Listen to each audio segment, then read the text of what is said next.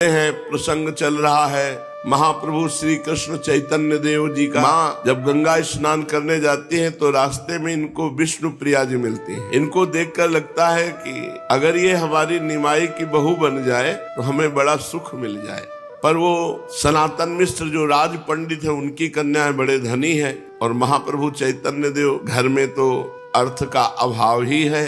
पिता भी पधार गए हैं, केवल माता और महाप्रभु हैं। एक दिन काशीनाथ नाम के एक घटक कहते हैं बिचौलिया को। बंगाल में जो लड़की लड़के का ब्याह कराता है उस बिचौलिया को घटक कहते हैं। वो घटक सची माता को मिले, महाप्रभु चैतन्य देव की मैया को, और उनसे कहा कि ठीक हाल चाल है। तो उनका ठीक है, पर हम चाहते हैं कि अब हमारे घर में अगर निमाई का ब्याह हो जाए, घर में बहू हो तो सब सुख हो जाए। तो उन्होंने कहा आपकी नजर में कोई? तो बोले नजर में तो देखा है राज पंडित सनातन मिश्र की जो बेटी है विष्णु प्रिया, पर हम कह नहीं सकती क्योंकि बहुत बड़े आदमी है, बहुत धनेश्वर है और हमारे इतना धनेश्वर है नहीं। तो घटक ने कहा हम जाकर बात करते हैं। तो सनातन मिश्र के घर गए। घटक महाशय का, काशी नाम है इनका, काशीनाथ, इनका बड़ा सम्मान किया। तो इन्होंने कहा कि महाप्रभु चैतन्य देव से अगर तुम्हारी बेटी विष्णु प्रिया का ब्याह करा दें तो। अरे उन्होंने कहा ऐसा सौभाग्य कैसे? निमाई तो इस समय भारत के माने हुए पांडित्य को जो दिग्विजयी अपने को कहलाते थे उनको परास्त कर दिया। इतना उच्च कोटि के विद्वान हैं, भला वो हमारी बेटी से ब्याह कैसे करेंगे? अगर कर ले तो हमारा सौभाग्य। तो उनका हम बात जमाते हैं। बिचौलिया काशीनाथ ने कहा। सनातन मिश्र के यहाँ बात पक्की करके काशीनाथ घटक आ ही रहे थे कि रास्ते में महाप्रभु चैतन्य देव मिल गए। निमाई पंडित वो नमस्कार करते हुए कहा कहो पंडित तुम तो घटाया करते हो, किसको घटा के कहाँ से आ रहे हो? घटक महाशय उनको कहते। तो हंसते हुए घटक ने कहा मैं घटाता नहीं हूँ, मैं जोड़ता हूँ, 1 से 2 करता हूँ। 1 से 2 करना तुमको भी चाहता हूँ, तुम एक हो, तुम्हारा ब्याह करवाना चाहता है। कुछ आश्चर्य सा प्रकट करते हुए निमाई पंडित ने कहा मैं आपकी बात का मतलब नहीं समझा, कैसा बढ़ाना स्पष्ट बताइए। जरा आवाज को बढ़ाते हुए जोर देकर घटक ने कहा राज पंडित सनातन मिश्र की पुत्री के साथ तुम्हारे विवाह की बातें पक्की करके आ रहा हूँ, बताओ तुम्हें मंजूर है ना? तो बड़े जोर से हंसते हुए इन्होंने कहा हाँ हाँ हमारा विवाह और राज पंडित की पुत्री के साथ हमें तो कुछ पता नहीं है। कहते कहते हंसते हुए घर चले गए। घटक महाशय को इनकी हंसी से संदेह हो गया कि हमें लगता है कि चैतन्य महाप्रभु को ये विवाह रुचा नहीं। सनातन मिश्र के यहाँ भी खबर पहुंच गई। सुनते ही पूरे घर में उदासी छा गई। सनातन मिश्र ने कहा हम जिस बात की शंका करते थे वही हुआ ना। अरे वो इतने बड़े पंडित हमारी पुत्री से विवाह क्यों करने लगेंगे? और सबसे बड़ी बात कि हमारी बेइज्जती भी तो होगी अगर विवाह नहीं करेंगे। तो बोले राजपुत्री के साथ विवाह तय हुआ था, वो हम इसी बात से डर रहे थे कि कहीं वो ना कह दे। सबको पता चल गया है लड़की का विवाह निमाई पंडित के साथ होगा। यदि ना हो सका तो मेरी बड़ी इज्जत की बात है, लज्जा की बात है। ये सोचकर उन्होंने उसी समय काशीनाथ घटक को बुलाया और अपनी चिंता का कारण बताकर सची माता से स्पष्ट उत्तर लाने की बात कही। घटक महाशय उसी समय चैतन्य महाप्रभु की माता सची माता के पास गए और राज पंडित सनातन मिश्र की पूरी चिंता की बात कह दी। ये सुनकर सची माता ने कहा तुम चिंता मत करो, निमाई मेरी बात को कभी टाल नहीं सकता, मेरी आज्ञा का उल्लंघन नहीं कर सकता, इसलिए मैंने उससे इस संबंध में कोई पूछताछ नहीं की है। आज वो पाठशाला से आवेगा तो मैं उसे पूछ लूंगी। मेरा ऐसा विश्वास है कि मेरी आज्ञा को कभी टाल नहीं सकता। कल मैं तुम्हें इसका ठीक ठीक उत्तर दूंगी। माता का ऐसा उत्तर सुनकर घटक अपने घर को चले गए। इधर जब शाम को पाठशाला से पढ़ाकर महाप्रभु चैतन्य देव घर आए तो माता ने इधर उधर की 2-4 बातें करते हुए बड़े प्रेम से कहा निमाई बेटा मैं एक बात पूछना चाहती हूँ, क्या सनातन मिश्र वाला संबंध तुझे मंजूर नहीं है? लड़की तो बड़ी सुशील और चतुर है, मैं उसे रोज गंगा जी पर देखती हूँ। निमाई ने लजाते हुए कहा मैं क्या जानूं, जो तुम्हें अच्छा लगे वो करो। माता को ये उत्तर सुनकर बड़ा संतोष हुआ। इन्होंने अपनी माता के संतोषार्थ स्वयं एक मनुष्य द्वारा सनातन मिश्र के यहाँ विवाह की तैयारी पक्की ऐसी खबर भिजवा दी चैतन्य महाप्रभु ने। इस खबर के पाते सनातन मिश्र के घर में फिर दुगना आनंद छा गया और धूमधाम के साथ पुत्री के विवाह की तैयारियां करने लगे। इधर निमाई पंडित के पास इतना द्रव्य नहीं था कि वे राज पंडित की पुत्री के साथ खूब समारोह के साथ विवाह कर सके। इसके लिए वे कुछ चिंतित से हुए।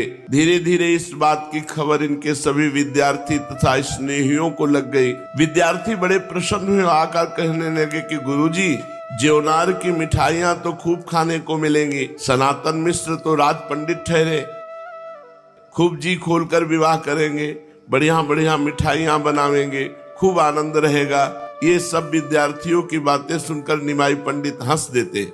उस समय नवद्वीप में बुद्धिमंत खां ही सबसे बड़े जमींदार थे। वे उस समय के एक प्रकार के नवद्वीप के राजा ही समझे जाते थे। निमाई पंडित से वे बहुत स्नेह करते थे। इनके विवाह की बात सुनकर वे इनके पास पाठशाला में आए। जिनके चंडी मंडप में पढ़ाते थे वे मुकुंद संजय भी वहीं बैठे थे। उन्होंने इनका आगत भाव किया, स्वागत किया। बुद्धिमंत खां ने कहा, निमाई पंडित, सुना है तुम्हारा विवाह हो रहा है, ये बात कहाँ तक सच है? और सुना है अब की राज पंडित की पुत्री आपने पसंद की है। कुछ लजाते हुए इन्होंने कहा, आप जो भी सुनेंगे वो सत्य ही है। भला आपके सामने झूठ बात कहने की किसी की हिम्मत हो सकती है? इस उत्तर से प्रसन्न होकर बुद्धिमंत खां ने कहा, तब तो खूब मिठाई खाने को मिलेगी। हाँ, एक प्रार्थना ये है कि आपकी तरफ से जितना विवाह का खर्चा होगा उसकी जिम्मेवारी हम ले रहे हैं। देखो, जो भगवान के भरोसे होता है, भगवान न जाने कहां से व्यवस्था कर देते हैं। महाप्रभु सर्वलोक महेश्वर भगवान के ही स्वरूप है, लेकिन प्रगटे तो निर्धन घर में। अब देखो, ब्याह की जरूरत है तो भगवान ने कैसी व्यवस्था कर दी। वहां के जमींदार बुद्धिमंत खां अपने आप आ गए और कहा, विवाह की जिम्मेवारी आपकी तरफ की हम लेते हैं, और लड़की तरफ की तो राज पंडित हैं, उनके पास कोई कमी नहीं। बीच में ही मुकुंद संजय बोल उठे, वाह साहब, सब आप खर्चा करेंगे ऐसा नहीं, अकेले अकेले आपको आनंद नहीं उठाने देंगे। हंसते हुए बुद्धिमंत खां ने जवाब दिया, आप भी अपनी इच्छा पूर्ण कर ले। अरे, बहुत बड़े निमाई पंडित का विवाह हो रहा है और राज पंडित की पुत्री के साथ शादी है। राजकुमार की ही बात खूब ठाट बाट से विवाह करेंगे, आप जितना भी चाहें खर्च कर ले। इस प्रकार विवाह के संपूर्ण खर्च का भार तो इन दोनों महाधनियों ने उठा लिया।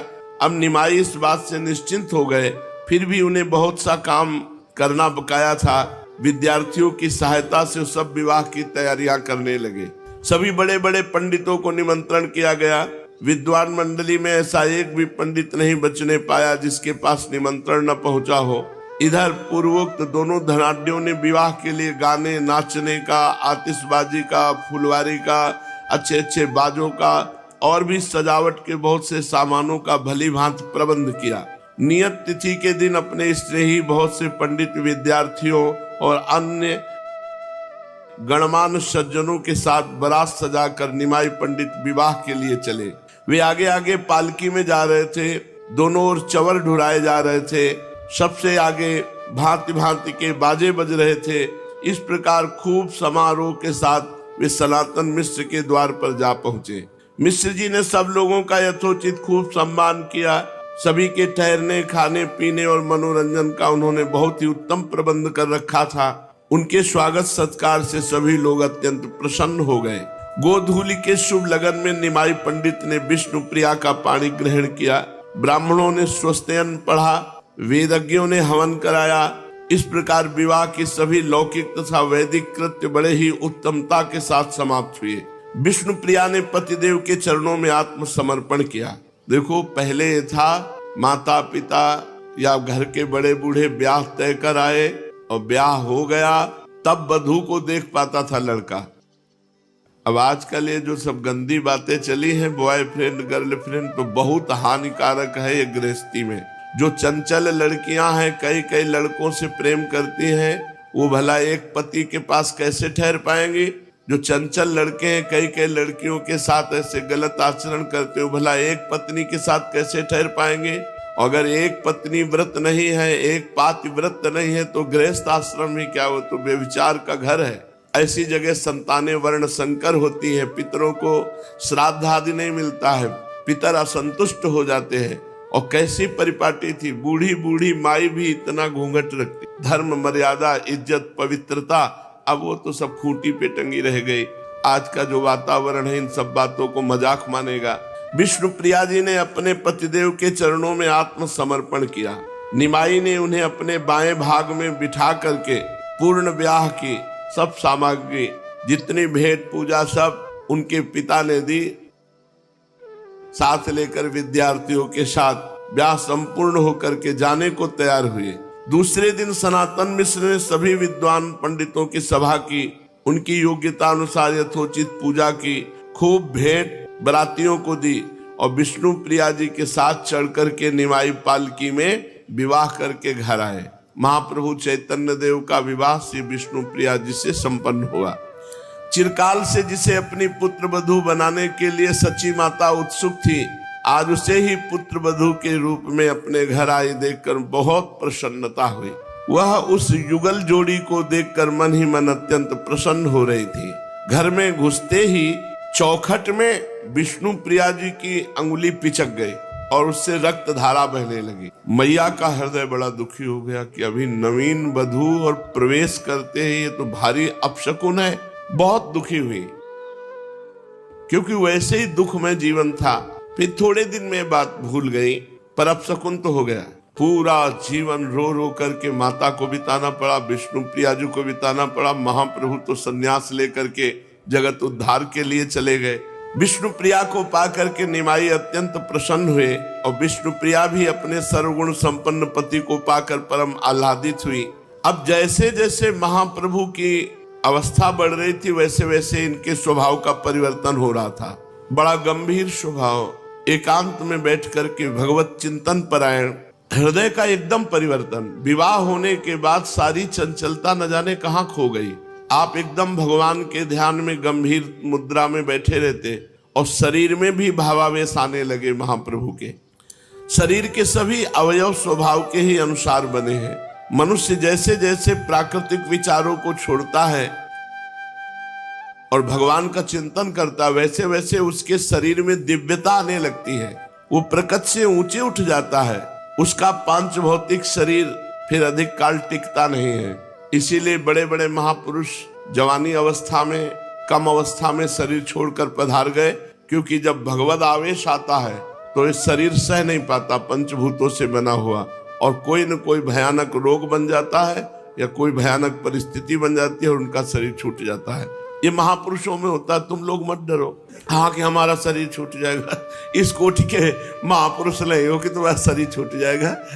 नहीं, लोग सुनकर के कहते ना कि भक्ति करे तो पूरा परिवार बर्बाद हो जाता है। तुम उस कोटि के भक्त नहीं हो। जिस कोटि के हो, खूब खाओ पियो, थोड़ा नाम जप कर लो, कीर्तन कर लो, जी ले, बस ऐसे है। इस कोटि के भक्त थोड़ी कि भावावेश आ गया और शरीर छूट जाएगा। वो कई प्रश्न करते हैं, इसलिए हम बताते जाते हैं बीच बीच में कि तुम उस कोटि के नहीं हो कि तुम्हारा शरीर छूट जाएगा। शरीर को तो ममता से पकड़े हुए हो, तुम्हारे अंदर ऐसे भाव आने वाले नहीं। भावुक ज्ञानी और प्रेमी महात्मा कम अवस्था में शरीर छोड़कर जाते हुए देखे गए। भगवान शंकराचार्य जी बहुत कम अवस्था में, चैतन्य देव महाप्रभु जिनका चरित्र सुन रहे हैं, ज्ञानेश्वर, स्वामी राम तीर्थ, जगत बंधु, ये बड़े बड़े महापुरुष अल्प अवस्था में शरीर को छोड़ करके चले गए। कारण कि पंचभूतों में इतनी सामर्थ्य नहीं है कि उनके भावावेश को सह सके, तो फिर शरीर किसी न किसी बहाने अस्वस्थ हो जाता है और शरीर छूट जाता है। हाँ, कोई कोई महापुरुष अपने संकल्प का कुछ अंश देकर लोक कल्याण की जिसे भगवान ने सेवा दी है, वो अपने शरीर को बनाए रखते हैं। फिर भी उनमें भावुकता की अपेक्षा ज्ञानांश की अधिकता होती है। जिनके शरीर बचे रहते हैं, ज्ञान अधिक होता है और वो अपने संकल्प से भगवान की आज्ञा पालन करने के लिए शरीर को बनाए रखते हैं। इसलिए सभा को उपदेश आदि देने की उनमें क्षमता बनी रहती है। जब भावुकता की चरम सीमा पहुंचती है तो संकल्प करने का होश ही नहीं रहता और शरीर असमर्थ हो जाता है। फिर वो झेल नहीं पाता, प्रेम को झेल पावे शरीर ऐसा नहीं। जब हृदय में सहसा प्रबल भावुकता का उदय होता है तो निर्बल शरीर उसको सहन नहीं कर सकता। किसी किसी का शरीर तो उसी वेग में शांत हो जाता है। बहुत से उसे सहन तो कर लेते हैं, किंतु भारी रोगों से युक्त हो जाता है शरीर, असाध्य रोगों से। असाध्य रोग ही प्रेम को रोक सकता है, असाध्य रोग ही प्रेम के वेग को सह सकता है, नहीं दूसरे की सामर्थ्य नहीं है। जिनसे भगवान इस जगत में कुछ मंगल कराना चाहते हैं, वे उस वेग को पूर्ण रीति से आने ही नहीं देते अगर आ भी गया तो सहन करने की सामर्थ्य दे देते हैं, किंतु उनके शरीरों पर भी उसका असर पड़ता है। इसलिए प्रायः भावुक शरीरों में अतिसार, वायु रोग, ये बड़े भयंकर भयंकर रोग हो जाते हैं। तुम्हारे नहीं होंगे, हाँ कि अब हम भजन करेंगे तो भयंकर रोग हो जाएंगे तो भजने छोड़ दे, ये उनकी बात है जो भावावेश में रहते हैं। बड़े असाध्य रोगों का सामना उनके शरीरों को करना पड़ता है।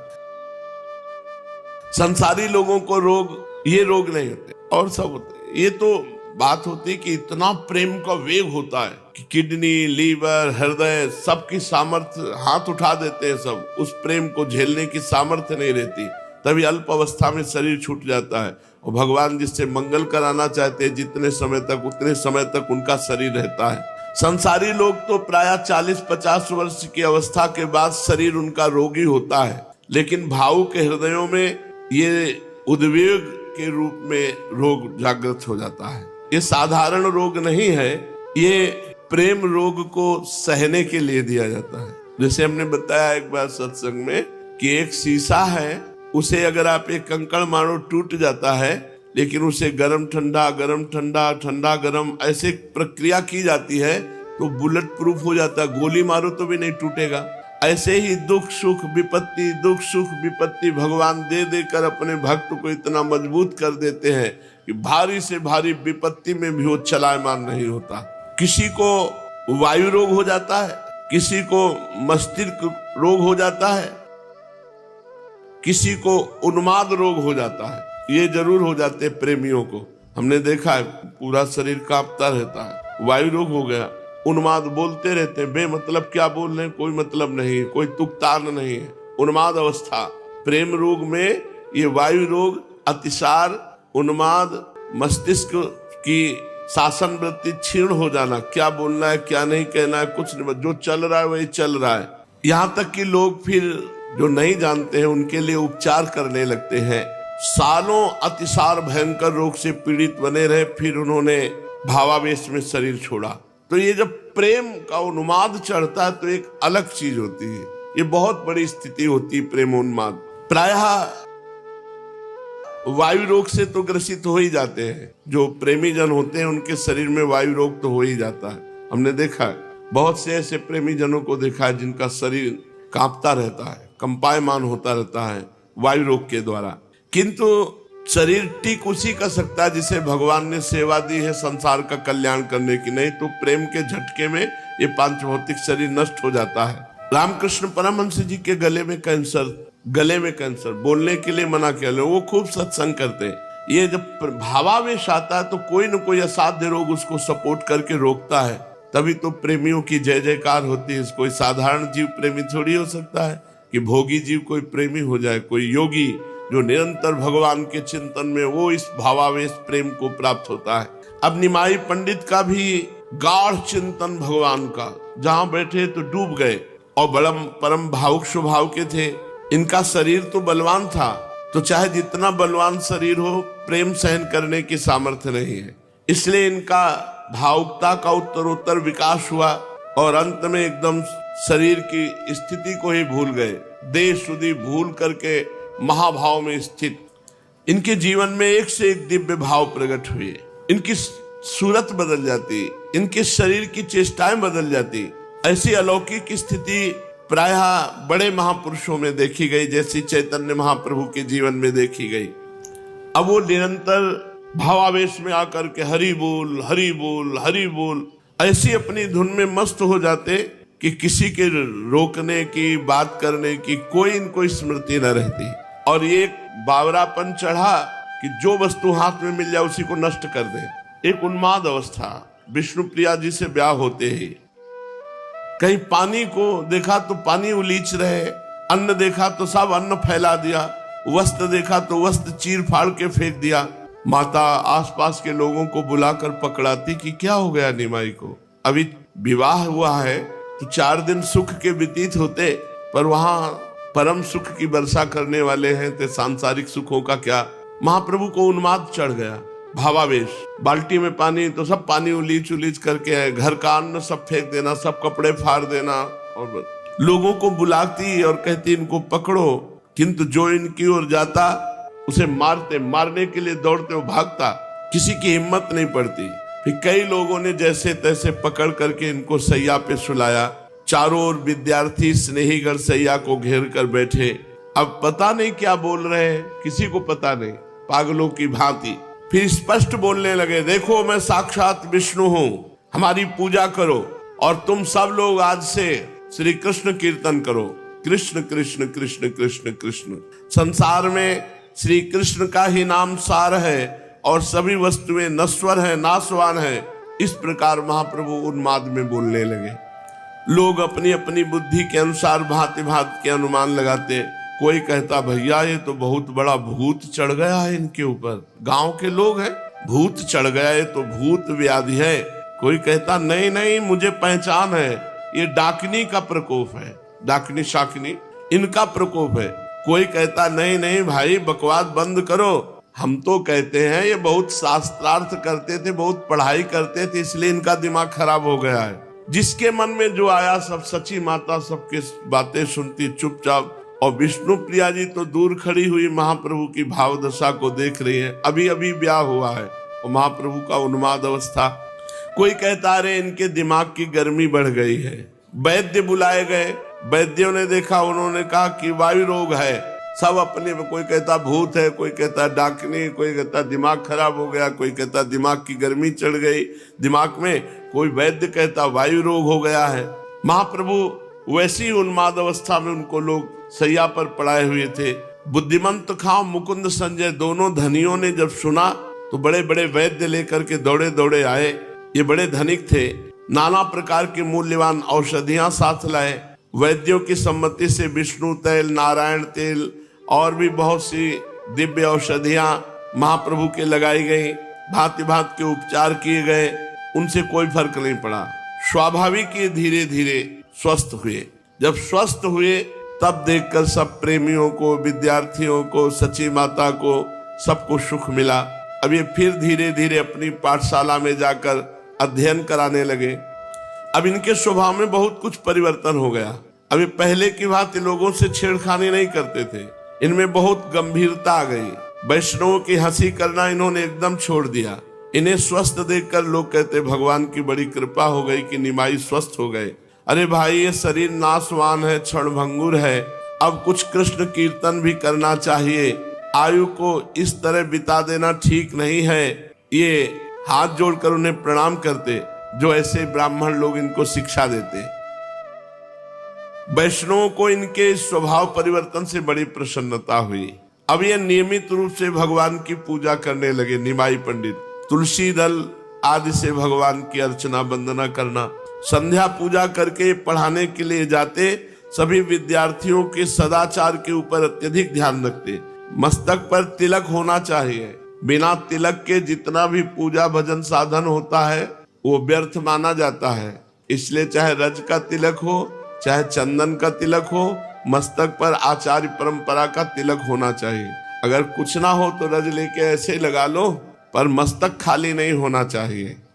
जो तिलक नहीं लगाता उसको बुलाते और कहते आज तिलक क्यों नहीं लगाया।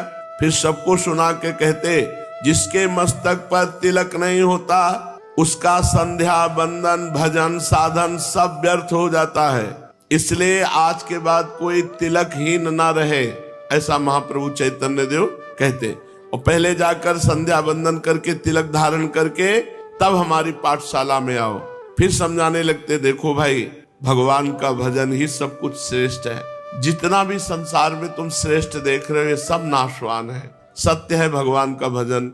इसलिए कम से कम प्रातः काल संध्या के समय और सायंकाल संध्या के समय बैठ करके संध्या तर्पण आदि करे, भगवान का भजन करे, मस्तक पर तिलक धारण करे। महाप्रभु का उपदेश विद्यार्थियों पर बहुत पड़ा। ये भाव में भर करके भक्ति भागीरथी गंगा जी के समीप जाते और सब विद्यार्थियों के साथ स्नान करते हुए अब कृष्ण कीर्तन करते। निमाई के हृदय में भक्ति के स्रोत का उदय हो गया। भक्ति भागीरथी अब नवद्वीप में बढ़ने वाली है, क्योंकि महाप्रभु का स्वभाव परिवर्तन हो गया। जहाँ चंचल स्वभाव था वहाँ गंभीर स्वभाव, जहाँ विद्वता थी वहाँ कृष्ण नाम कीर्तन, कृष्ण प्रीति। भक्ति तथा मुक्ति का प्रधान और मुख्य कारण है कर्म। निष्काम और सकाम भेद से कर्म दो प्रकार का है। सकाम कर्म से भोग प्राप्त होते हैं जो बहुत अच्छे कर्म करने वाले सकाम है वो भूलोक, भूअरलोक, स्वर्गलोक बस यहीं तक जाते हैं, और जो निष्काम कर्म करने वाले हैं वो मोक्ष को प्राप्त होते हैं। जो हृदय प्रधान साधक है उन्हें निष्काम कर्मों के करते रहने से साधु महात्माओं में प्रीति उत्पन्न होती है। फिर महात्माओं के अधिक संसर्ग में रहने से उन्हें भगवत कथा में श्रद्धा उत्पन्न हो जाती है। भगवत कथाओं में श्रद्धा उत्पन्न होने से भगवान के गुणों में प्रीति होती है। भगवान के गुणों में प्रीति होने के बाद भक्ति उत्पन्न होती है, और भक्ति ही अंतिम साध्य वस्तु है। भक्ति ही पराकाष्ठा है, जीवन की परम गति है। जिसके जीवन में भगवान की भक्ति आ गई उसका जीवन धन्य हो गया। जो मस्तिष्क प्रधान लोग होते हैं वो ज्ञान मार्ग के पथिक होते हैं, और जो कर्मठ प्रधान होते हैं वो कर्म योग मार्ग के। ये 3 योग हैं, ज्ञान योग, भक्ति योग और कर्म योग। जो हृदय प्रधान वो भक्ति योग, जो मस्तिष्क प्रधान बुद्धि प्रधान वो ज्ञान योग, और जो कर्म प्रधान वो कर्म योग। कुछ ऐसे भी नित्य भक्त या जीवन मुक्त महापुरुष होते हैं जिन्हें फिर से कर्म करने की आवश्यकता नहीं होती। वे पहले से ही मुक्त होते हैं क्योंकि वो आते ही है केवल संसार का कल्याण करने के लिए। जैसे श्री सुखदेव जी, जैसे सनक सनंदन सनातन सनत कुमार, ये कोई साधक थोड़ी, ये तो सिद्ध महापुरुष हैं। नारद आदि पहले से ही भक्त होकर उत्पन्न हुए, इनके लिए किसी प्रकार के विशेष कर्मों के अनुष्ठान की आवश्यकता नहीं हुई। आरंभ से ही वैराग्य तथा इनमें भक्ति विद्यमान थी। ये सिद्ध महापुरुष हैं। इसलिए श्री सुखदेव जी, सनक सनंदन सनातन सनत कुमार, ये आरंभ से ही परम ज्ञानी ब्रह्मबोध संपन्न स्वेच्छा पूर्वक विचरण करना, जैसे नारद आदि सदा हरि गुणगान करना, लोगों को पावन बनाते फिरना, अतएव इनके लिए आरंभ से ही कोई कर्तव्य कर्म नहीं है। प्रश्न उठता है कि भक्ति और मुक्ति में कौन श्रेष्ठ है? भगवान की भक्ति श्रेष्ठ है या मोक्ष श्रेष्ठ है? इसका उत्तर यही दिया जा सकता है कि दोनों श्रेष्ठ है। भक्त के लिए भक्ति श्रेष्ठ और ज्ञानी के लिए ज्ञान श्रेष्ठ है। ज्ञान से भी मोक्ष मिलता है, भक्ति से भी मोक्ष मिलता है।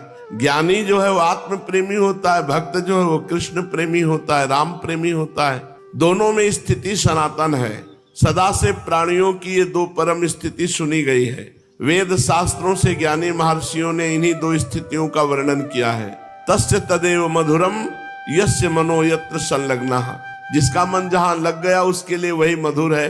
अगर वो मस्तिष्क प्रधान है तो ज्ञान मार्ग में जाएगा, हृदय प्रधान है तो भक्ति मार्ग में जाएगा, कर्मठी स्वभाव कर्म करने का स्वभाव है तो कर्म मार्ग में जाएगा।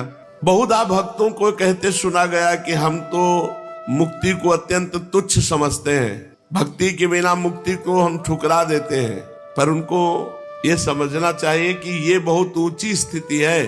मोक्ष जानते हो किसे कहते हो? तो ठुकरा किसे देते हो? 100 रुपया तो ठुकरा नहीं सकते, मोक्ष ठुकरा दे। मोक्ष बहुत बड़ी वस्तु है। जब मोक्ष प्राप्त, जैसे श्री प्रबोधानंद महाराज, जैसे मधुसूदन सरस्वती, जैसे श्री सुखदेव जी, ये मोक्ष प्राप्त महापुरुष है। ये ठुकरा दिए मोक्ष को और श्री कृष्ण प्रेम में। अपने लोग जैसे कहते हम तो मोक्ष ठुकराते, तो है कहा तुम्हारे मोक्ष? तुम मुक्ते कहाँ हो? अभी तो बंधे हुए विषयों में मिले नहीं तो मोक्ष ठुकरा क्या दे? तो ये वैसे ही बात हुई कि हम तो मोक्ष को ठुकरा देते हैं। वैसे ही जैसे जेब में 5 रुपया नहीं, वो कहते हम तो करोड़ों को लात मारते हैं, है ही नहीं तो मारोगे क्या? जब मोक्ष का अधिकार प्राप्त हो जाए फिर मोक्ष ना चाह कर भगवान का प्रेम प्राप्त करे, उसे भक्त कहते हैं। भगवान के मार्ग में ये 2 ही प्रधान मार्ग माने गए हैं, एक मस्तिष्क प्रधान ज्ञान मार्ग और एक हृदय प्रधान भक्ति मार्ग।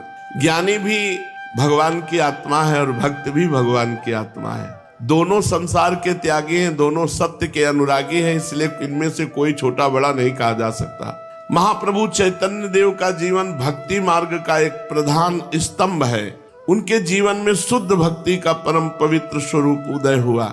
उसमें पक्षपात का लेश नहीं और दूसरे मार्ग के प्रति विद्वेष नहीं, किसी भी कर्म की उपेक्षा नहीं, संकुचित भावों की गंध नहीं। वहां तो शुद्ध प्रेम है। ज्यों ज्यों आगे बढ़ना चाहो त्यों ही त्यों अधिकाधिक प्रेम करो, यही शिक्षा उसमें प्रोत रूप से भरी पड़ी है।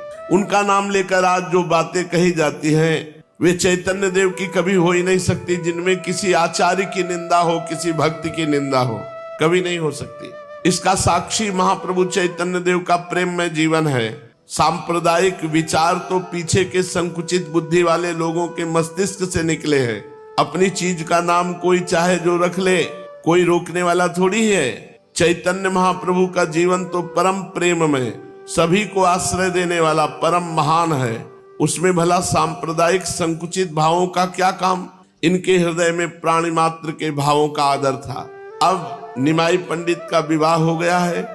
विष्णुप्रिया उनके सब प्रकार से अनुकूल आचरण करती हैं। विष्णुप्रिया जी का बड़ा स्वभाव हंसमुख है, वे सुशीला है, गृह कार्यों में चतुर है और अत्यंत ही पतिपरायणा है। वे अपने पति को ही सर्वस्व समझती हैं। ये सब होते हुए भी निमाई का चित्त उदास रहने लगा। न विष्णुप्रिया जी से बात, न माता जी से बात, न किसी से बात। यहाँ से प्रारंभ होती है विशेष जीवन की लीला। पता नहीं अब उनकी वो चपलता कहाँ चली गई, मुस्कुराहट कहाँ चली गई। हर समय उदास रहने, घंटों एकांत में बैठे आंसू बहा रहे हैं। पता नहीं क्या चिंतन करते हैं कि रो रहे हैं बैठे हुए। कोई संसारिक पुरुष से मिलना नहीं, किसी से बातचीत नहीं करना, अब कुछ अच्छा नहीं। यही नारायण हरिभजन में पांचों न सुहात, विषय भोग, निद्रा, हंसी, जगत प्रीति, बहुबात। ये 5 बातें भजनानंदी को अच्छी नहीं लगती। विषय भोग अच्छे नहीं लगते, बहुत प्रपंच की बातें अच्छी नहीं लगती, हंसी मजाक अच्छा नहीं लगता, नींद अच्छी नहीं लगती, लोगों से मिलना जुलना अच्छा नहीं लगता। महाप्रभु एकांत में घंटों बैठे रहते और भगवान का चिंतन करके रोते रहते। अब सभी को चिंता होने लगी, विष्णु प्रिया जी को भी, सची माता को भी, विद्यार्थियों को भी, क्योंकि किसी से बात न करना, उदास बैठे रहना। जब हृदय में किसी प्रबल भाव का आगमन होने को होता है तो उसके पूर्व हृदय एक प्रकार के अभाव का अनुभव करने लगता है। जी चाहता है कि चिल्ला चिल्ला कर रोऊं। ऐसी दशा में लोग समझ नहीं पाते, गलत समझने लगते कि इनको कोई रोग हो गया है, इनको कोई डिप्रेशन हो गया है या क्या है। वो एक हृदय में खालीपन, कब मिलेंगे भगवान, कैसे मिलेंगे भगवान, और वो रो रहा है तो बाहरी लोग कैसे जाने।